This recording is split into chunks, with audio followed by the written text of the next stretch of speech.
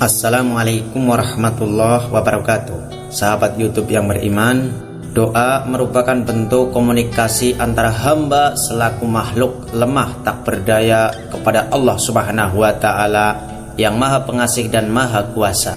Karenanya doa merupakan suatu ibadah untuk manusia agar bisa mendekatkan diri kepada Allah. Tiada tempat meminta yang lebih baik selain kepada Allah Subhanahu wa Ta'ala.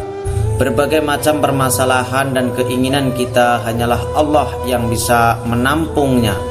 Allah Subhanahu wa Ta'ala bahkan lebih tahu apa yang kita inginkan sebelum kita sendiri mengucapkannya melalui doa.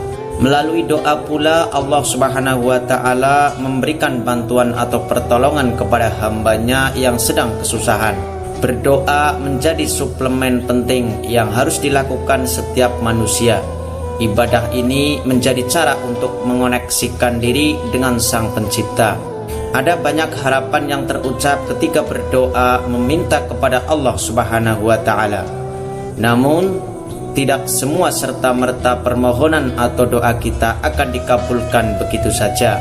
Ada yang tertunda waktunya, namun ada pula yang memang tertolak. Hal yang menghalangi terkabulnya doa adalah dosa. Mulai dari dosa kecil hingga besar yang berpotensi menjadi penyebab tidak terkabulnya doa. Ada penyebab yang kuat doa akan tertolak.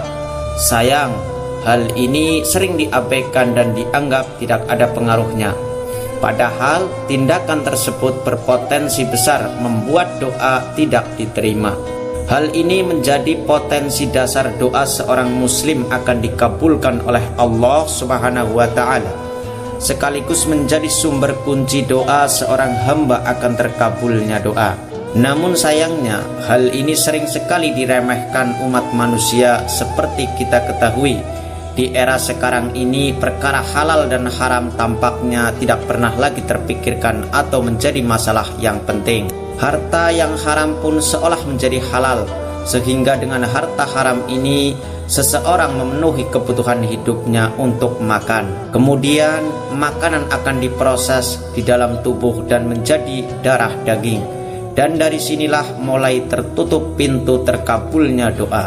Dalam sebuah hadis yang diriwayatkan Tabrani, Ibnu Abbas berkata bahwa Sa'ad bin Abi Waqqas berkata kepada Nabi Muhammad SAW, "Ya Rasulullah, doakanlah aku agar menjadi orang yang dikabulkan doa-doanya oleh Allah." Apa jawaban Rasulullah? "Wahai Sa'ad, perbaikilah makananmu, makanlah makanan yang halal. Niscaya engkau akan menjadi orang yang selalu dikabulkan doanya. Dan demi jiwaku yang ada di tangannya, sungguh jika ada seseorang yang memasukkan makanan haram ke dalam perutnya, maka tidak akan diterima amalnya selama 40 hari. Dan seorang hamba yang dagingnya tumbuh dari hasil menipu dan riba, maka neraka lebih layak untuknya." Hadis riwayat At-Tabrani. Tidak hanya dalam satu riwayat, namun begitu banyak Rasulullah memperingatkan agar kita selalu mengkonsumsi makanan yang halal. Seperti pada kisah berikut ini. "Wahai manusia, sesungguhnya Allah Maha Baik dan hanya menerima yang baik. Sesungguhnya Allah telah memerintahkan orang-orang mukmin untuk sama seperti yang diperintahkan kepada para nabi." Kemudian beliau menceritakan seorang laki-laki yang melakukan perjalanan jauh hingga rambutnya kusut dan kotor. Ia menengadahkan tangannya ke langit seraya berdoa, "Ya Rob, Ya Rob, Ya Rob." Akan tetapi makanannya haram, minumannya haram, pakaiannya haram, dan ia kenyang dengan yang haram. Maka bagaimana mungkin doanya dikabulkan? Hadis riwayat Muslim. Para ulama menerangkan tentang hadis ini, mereka sepakat jika seharusnya doanya terkabul karena memenuhi 4 hal yang membuat doa terkabul, yakni ia seorang musafir, ia lelah, ia menengadahkan kedua tangannya dan sangat berharap kepada Allah. Namun sayangnya doanya tak kunjung terkabul, dan penyebabnya adalah makanan haram, minuman haram, dan pakaian haram adalah penghalang terkabulnya doa. Dalam kisah lainnya, ada seorang ulama dari Arab. Salah satu kelebihan ulama tersebut, ia doanya selalu dikabulkan Allah Subhanahu wa ta'ala. Namun sayang, hanya karena sebutir kurma yang haram membuat doanya ditolak selama 40 hari. Pada suatu ketika sang ulama mencari kurma ke kota. Sang pedagang kemudian melayani dan menimbang kurma yang siap dibeli. Melihat ada satu butir kurma yang jatuh di dekat timbangan, sang ulama kemudian mengambil dan memakannya. Ia mengira kurma tersebut adalah kurma miliknya yang jatuh dari timbangan. Setelah beberapa hari, tidak ada yang berbeda dari ibadahnya. Namun suatu ketika dia sedang berzikir, ada di belakangnya suara-suara gaib yang sedang bercakap-cakap membicarakan dia.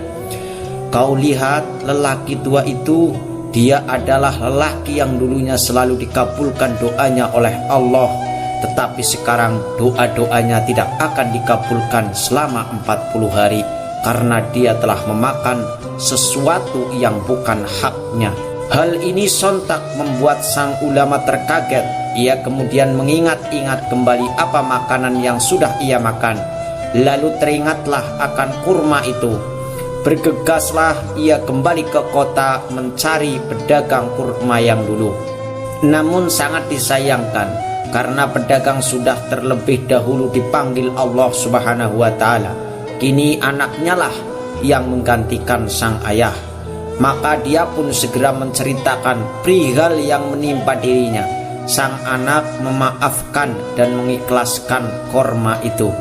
Tetapi ternyata ahli waris dari pedagang kurma itu bukan hanya 1 orang, melainkan 7 orang.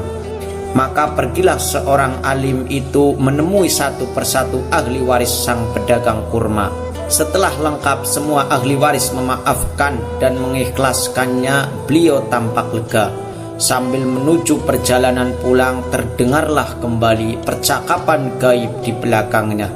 Lihatlah, dialah lelaki alim yang kemarin doa-doanya tak dikabulkan oleh Allah, tetapi sekarang Allah sudah mengabulkan doa-doanya. Dari kisah ini kita bisa belajar betapa pentingnya menjaga diri dari makanan. Manusia harus benar-benar selektif dan memastikan apa saja yang masuk ke tenggorokannya adalah makanan yang halal. Karena dampaknya doa akan tertolak hingga 40 hari. Mungkin kita harus memeriksa kembali ketika doa-doa kita tidak kunjung terkabul. Perbuatan dosa dapat menyebabkan penjagaan Allah kepada seseorang menjadi rusak. Dosa juga bisa menyebabkan turunnya bencana, tidak dikabulkannya doa, seretnya rezeki, hilangnya kebaikan dan keberkahan dalam kehidupan manusia. Pada intinya, dosa memberikan pengaruh negatif dalam kehidupan manusia, sebagaimana yang disabdakan Rasulullah Shallallahu Alaihi Wasallam. Barang siapa yang makan sesuap makanan haram, maka sampai 40 hari sholatnya tidak akan dikabulkan, dan sampai 40 malam doanya tidak akan dikabulkan. Bihar Al-Anwar jilid 63 halaman 314. Hai sekalian manusia, makanlah yang halal lagi baik dari apa yang terdapat di bumi, dan janganlah kamu mengikuti langkah-langkah syaitan, karena sesungguhnya syaitan itu adalah musuh yang nyata bagimu. Quran Surat Al-Baqarah 168. Jika makanan dan minuman yang kita konsumsi halal dari segi zatnya dan diperoleh dengan cara yang halal, maka makanan dan minuman yang masuk ke dalam perut kita akan menjadi darah dan daging yang melahirkan energi positif, serta memudahkan langkah kita untuk melakukan amal-amal yang soleh. Harta haram memang mengerikan dampaknya. Kendati demikian, banyak orang yang nekat melahapnya. Sudahkah kita menjauhkan diri dari memakan makanan yang haram? Untuk mengantisipasi hal tersebut, kita harus rajin-rajin berdoa memohon agar dijauhkan dari segala rezeki yang haram atau makanan yang haram. Maka dari itu kita harus rajin membaca doa yang telah diajarkan oleh baginda Nabi kita Muhammad sallallahu alaihi wasallam. Bismillahirrahmanirrahim. Allahumma kfini bihalalika an haramika wa aghnini bifadlika amman siwak. Ya Allah, cukupilah aku dengan rezeki halalmu agar terhindar dari yang kau haramkan. Jadikanlah aku kaya karena karuniamu, bukan karena karunia selainmu. Semoga kita semua selalu senantiasa dijaga oleh Allah Subhanahu wa Ta'ala agar dijauhkan dari segala rezeki, makanan dan minuman yang dimurkai oleh Allah Subhanahu wa Ta'ala. Amin.